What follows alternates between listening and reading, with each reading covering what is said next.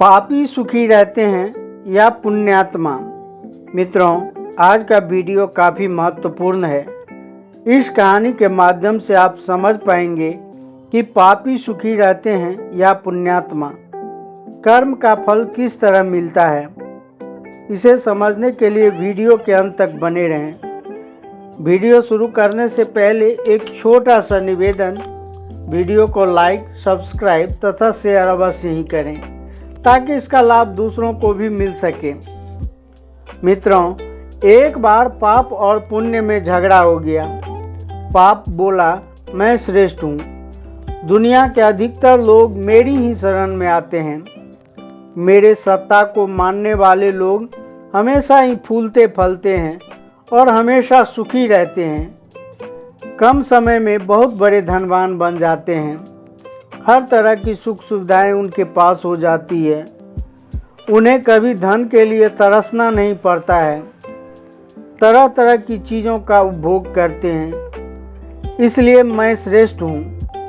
पुण्य बोला, रे पाप, पूरी तरह से संतुष्ट व सुखी मनुष्य मुझे ही अपना कर रहता है। तुझे पाकर तो लोग असंतुष्ट हो जाते हैं। एक दूसरे को मारकर स्वयं ही जीने की बात सोचते हैं। तेरे आश्रय में रहने वाले लोग छल कपट, चोरी हिंसा करके धनवान तो बन जाते हैं, लेकिन वह धन उसके जीवन में महान भयानक दुख ला देते हैं और एक दिन वे मूल सहित नष्ट हो जाते हैं। इस प्रकार उन दोनों के बीच झगड़ा बढ़ता ही चला गया। कभी वे सर्प और नेवला बनकर लड़ते थे, कभी वे चील और बाज बनकर लड़ते। तभी देवर्षि नारद ने उन्हें बचाया और उनसे कहा, देखो, आपस में लड़कर क्या फायदा। तुम लोग धरती लोक पर क्यों नहीं जाते? वहां जाओ और अपनी शक्ति का प्रदर्शन करो। जो जीत जाए वही श्रेष्ठ है। मित्रों, उन्होंने वैसा ही किया। पाप और पुण्य ने दो पक्षियों का रूप बनाया। पाप उल्लू बनकर और पुण्य हंस बनकर धरती पर आए। एक नगर में एक पेड़ पर वे दोनों रहने लगे। हंस ने पूजा पाठ करने वाले ब्राह्मण को चुना और उल्लू ने एक धनवान सेठ को चुना जो पाप का सहारा लेकर फलता फूलता जा रहा था। दोनों ने कहा, हम अपनी अपनी कृपा दोनों पर बरसाएंगे, तब देखना है कि कौन सुखी रहता है और कौन दुखी। मित्रों, पुण्य देवता पंडित श्याम रतन पर अपनी कृपा बरसाने लगे। पंडित जी बड़े ही सीधे सज्जन स्वभाव के थे। उनकी पत्नी शारदा भी बड़ी सादा रहन सहन वाली स्त्री थी। गांव में उनकी अच्छी खासी साख थी। लोग उन्हें खूब मान सम्मान देते थे। पंडित जी लोगों के घरों में पूजा पाठ कराने का काम करते थे। उसी से वे अपनी जीविका चलाते थे। उनका कोई संतान नहीं था।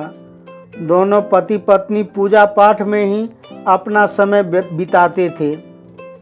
उधर धनराज नामक सेठ बड़ा ही कंजूस था। वे लोगों को सूद पर पैसे देता था और उनसे अपने पैसे बड़ी कठोरता के साथ वसूल भी लेता था। जो लोग समय पर उनका पैसा नहीं चुकाते थे, उनके घर और ज़मीन छीन लेता था। एक दिन पंडित जी पर कुछ धन की तंगी आ गई तो उन्होंने सेठ से कुछ पैसे उधार ले लिए, पर समय पर उनका पैसा नहीं लौटा पाए। इसी बात पर धनराज सेठ पंडित जी पर बुरी तरह बरस पड़े।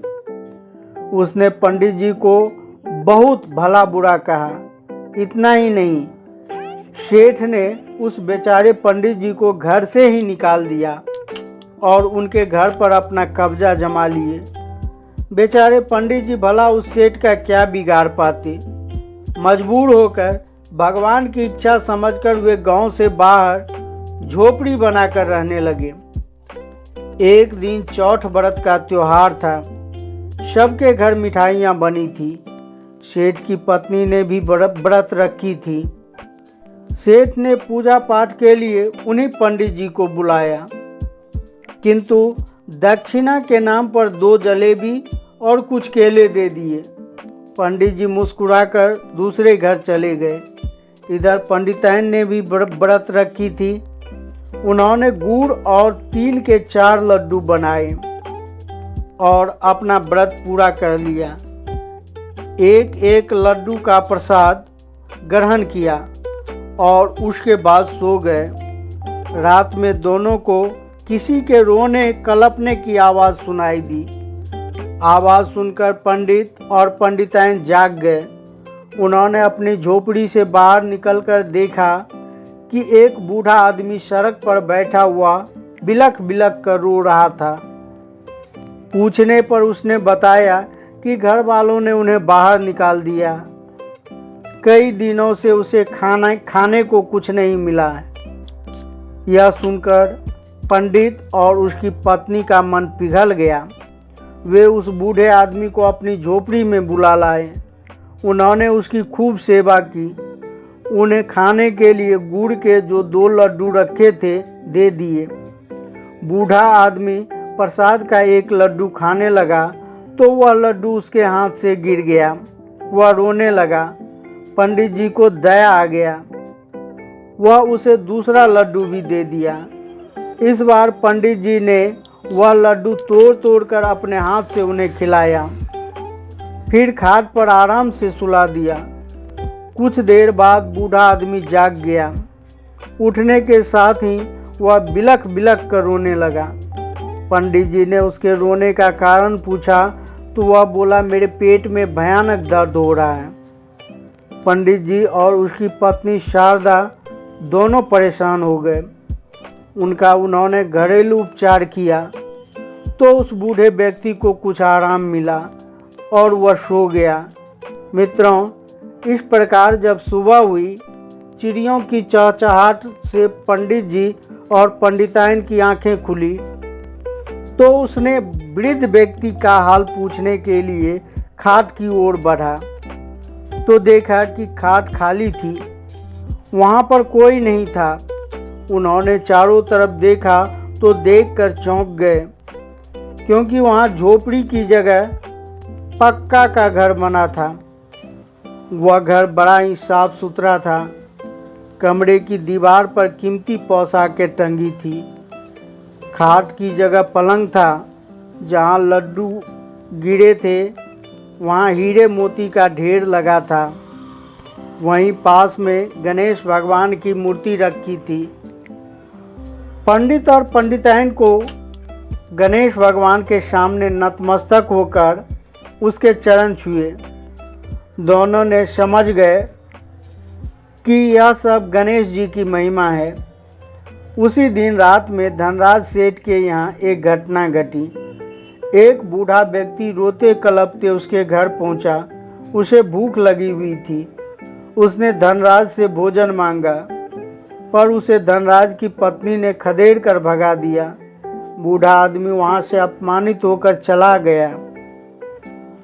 किसी को कुछ पता नहीं चला। उसी रात धनराज सेठ के घर में आग लग गई। उसका सब कुछ जलकर स्वाहा हो गया। सेवा का भाव होने के कारण पंडित जी को सेवा का मेवा मिल गया और धनराज सेठ के अच्छे दिन बुरे दिन में बदल गए। इधर पेड़ पर बैठा हंस बोला, रे पापी भाई उल्लू, तुम कितने ही बलवान हो जाओ, पर एक दिन तुम्हारा अस्तित्व मिट ही जाता है।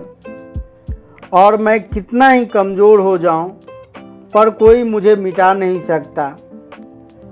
यही मेरे सत्य की ताकत है। पाप अपना अंत स्वयं ही करता है और सत्य का कभी अंत होता ही नहीं है। जो लोग सत्य का आश्रय लेकर जीते हैं वे सदैव सुखी रहते हैं, इस लोक में भी और परलोक में भी। पापी व्यक्ति इस लोक में थोड़े दिन सुखी रहता है, उसके बाद इस लोक में ही उसका सर्वनाश हो जाता है और परलोक में उसे नरक की यात्रा भुगतना पड़ता है। मित्रों, यह वीडियो आपको कैसा लगा अपना कीमती राय कमेंट के माध्यम से अवश्य ही दीजिए। साथ ही वीडियो को लाइक, शेयर तथा चैनल को सब्सक्राइब कीजिए। पुनः मिलते हैं अगले वीडियो में एक नई ज्ञान चर्चा के साथ। वीडियो के अंत तक बने रहने के लिए धन्यवाद। जय हिंद, जय भारत।